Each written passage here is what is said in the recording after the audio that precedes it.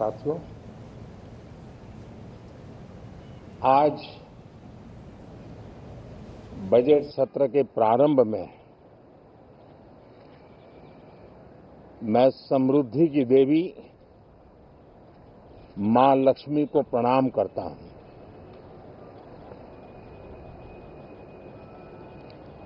और ऐसे अवसर पर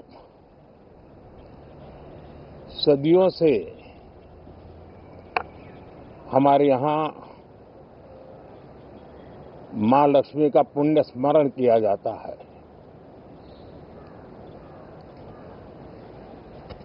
सिद्धि बुद्धि प्रदे देवी, सिद्धि बुद्धि प्रदे देवी,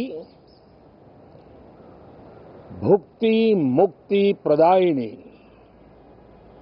भुक्ति मुक्ति प्रदायिनी, मंत्र मूर्ते सदा देवी, मंत्र मूर्ते सदा देवी, महालक्ष्मी नमोस्तुते, महालक्ष्मी नमोस्तुते। मां लक्ष्मी हमें सिद्धि और विवेक देती है, समृद्धि और कल्याण भी देती है। मैं मां लक्ष्मी से प्रार्थना करता हूं कि देश के हर गरीब एवं मध्यम वर्ग समुदाय पर मां लक्ष्मी की विशेष कृपा रहे। साथियों, हमारे गणतंत्र के 75 वर्ष पूरे हुए हैं।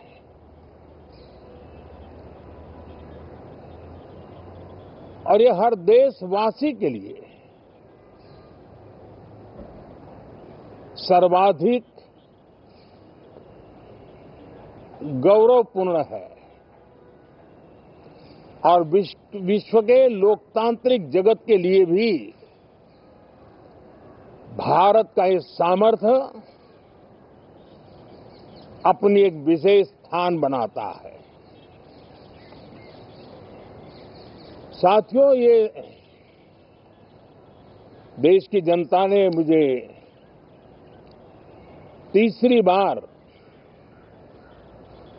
ये दायित्व दिया है और इस तीसरे कार्यकाल का ये पहला पूर्ण बजट है।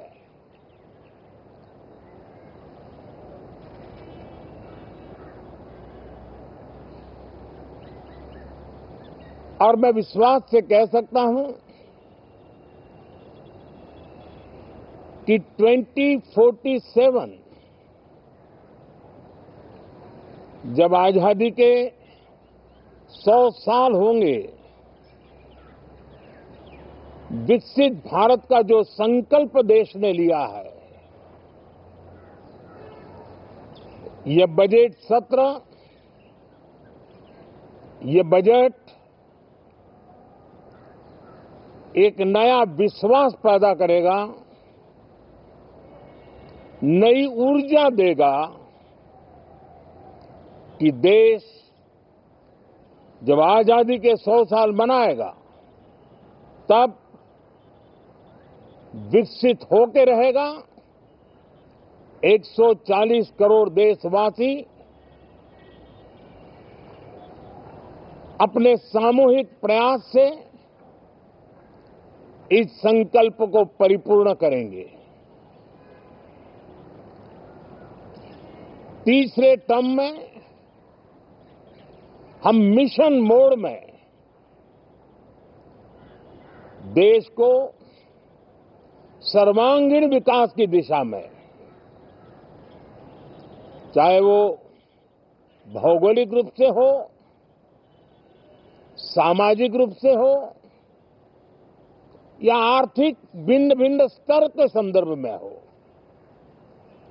हम सर्वांगीण विकास के संकल्प को लेकर के मिशन मोड में आगे बढ़ते जा रहे हैं।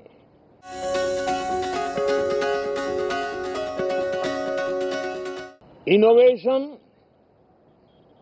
इंक्लूजन और इन्वेस्टमेंट, ये लगातार हमारे आर्थिक गतिविधि के रोड मैप का आधार रहा है।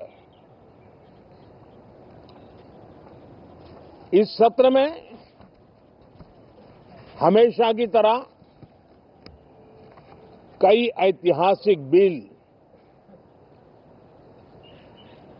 पर सदन को चर्चा होगी और व्यापक मंथन के साथ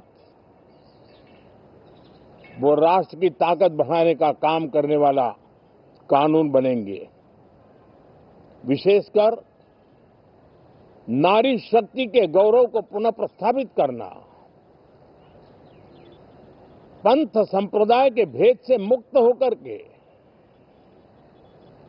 हर नारी को सम्मानपूर्ण जीवन मिले, उसको भी समान अधिकार मिले, उस दिशा में इस सत्र में कई महत्वपूर्ण निर्णय लिए जाएंगे। Reform, perform and transform. जब विकास की तेज गति को प्राप्त करना होता है तो सबसे ज्यादा बल रिफॉर्म पर रहता है। राज्य और केंद्र सरकार ने मिलकर के परफॉर्म करना होता है और जन भागीदारी से हम ट्रांसफॉर्मेशन देख सकते हैं। हमारा युवा देश है, युवा शक्ति है और आज जो 20-25 साल की आयु के नौजवान है, जब वो 45-50 साल के होंगे तब वो विकसित भारत का सबसे बड़े बेनिफिशियरी होने वाले हैं। उम्र के उस पड़ाव पे होंगे, नीति निर्धारण की व्यवस्थाओं में उस जगह पे बैठे होंगे कि वे गर्व के साथ आजादी के बाद जो शताब्दी शुरू होगी, एक विकसित भारत के साथ आगे बढ़ेंगे। और इसलिए ये विकसित भारत के संकल्प की पूर्ति का प्रयास, ये अथाग मेहनत आज जो हमारे टीनेजर्स हैं, हमारी युवा पीढ़ी है, उनके लिए ये एक बहुत बड़ा तोहफा बनने वाली है। जो लोग 1930 में, 42 में आजादी के जंग में जुट गए थे, पूरी देश की युवा पीढ़ी खप गई थी आजादी के जंग में, और उसके फल 25 साल के बाद जो पीढ़ी आई उसको नसीब हुए। उस जंग में जो नौजवान थे उनको नसीब हुए। आजादी के पूर्व के वो 25 साल आजादी के जश्न मनाने का अवसर बना। वैसे ही ये 25 वर्ष समृद्ध भारत, विकसित भारत, ये संकल्प से सिद्धि और सिद्धि से शिखर तक पहुंचने का देशवासियों का इरादा। और इसलिए इस बजट सत्र में सभी सांसद विकसित भारत को मजबूती देने के लिए अपना योगदान देंगे।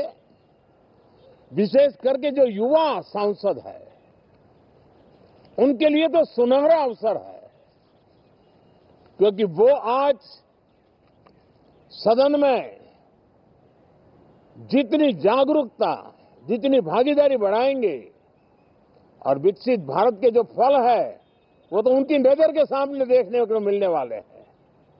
और इसलिए युवा सांसदों के लिए एक अनमोल अवसर है। साथियों, मैं आशा करता हूं कि हम देश की आशा आकांक्षाओं के इस बजट सत्र में खरे उतरेंगे। साथियों, आज एक बात आपने जरूर नोट की होगी, मीडिया के लोगों ने तो जरूर करनी चाहिए। शायद 2014 से लेकर अब तक शायद ये पहला पार्लियामेंट का सत्र है कि जिसके एक दो दिन पहले कोई विदेशी चिंगारी नहीं प्रगटी है, विदेश में से आग लगाने की कोशिश रही हुई है।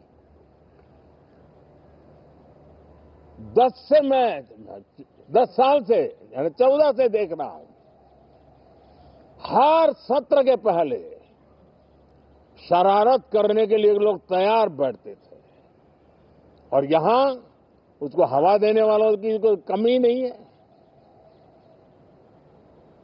ये पहला सत्र मैं पिछले 10 साल के बाद देख रहा हूं कि जिसमें किसी भी विदेशी कोने से कोई चिंगारी नहीं हुई। साथियों, बहुत बहुत धन्यवाद।